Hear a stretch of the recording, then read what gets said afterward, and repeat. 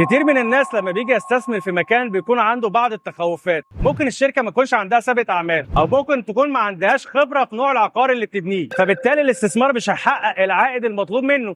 انا محمد عشري، سي او اي ساند بروبرتيز، هكلمك على مشروع بيطمنك من كل التخوفات دي وبيضمن لك العائد المناسب لاستثمارك. شايفين المبنى اللي ورايا ده سادس مشروع لشركه ويلث ديفلوبمنتس، يعني هتقدر تستلم وحدتك الاداريه او التجاريه خلال سنه باسعار وطرق سداد مناسبه جدا، وكمان الشركه هتاجر لك وحدتك من اول الاستلام. وده لان شركه ويلث عندهم 5 مشاريع في التجمع، في منهم اللي شغال بالفعل زي ساوث جيت في التسعين الجنوبي، بالاضافه لنسبه الانشاءات العاليه في اغلب المشاريع. شركه يملكها المهندس احمد شاكر صاحب شركه اركان للاستشارات الهندسيه. الناس دي بتبقى حريصه جدا في اختيار اميز اللوكيشنز بتاعتهم، انها تكون على محاور رئيسيه ومهمه جدا زي التسعين الشمالي والجنوبي ومحور 79. ومن اكتر الحاجات اللي بيهتموا بيها هي التشغيل، عشان كده متعاقدين مع شركه سبيس تانك، ودي شركه ليسنج كبيره جدا واللي هتكون مسؤوله عن البراندات اللي هتأجر لها في المشروع. ومن ضمن البراندات اللي مأجره معاهم بالفعل مجوهرات القصر ونجيب سليم وصيدليات سالي ومعرض عربيات القصراوي وابو عوف. وفي الاداري مأجرين ادوار كامله لاكتر من شركه عقارات، ده غير الخطوط الجويه السعوديه مأجره مقر ليها هناك. والبراندات دي متوسط ايجار المتر فيها 3500 للتجاري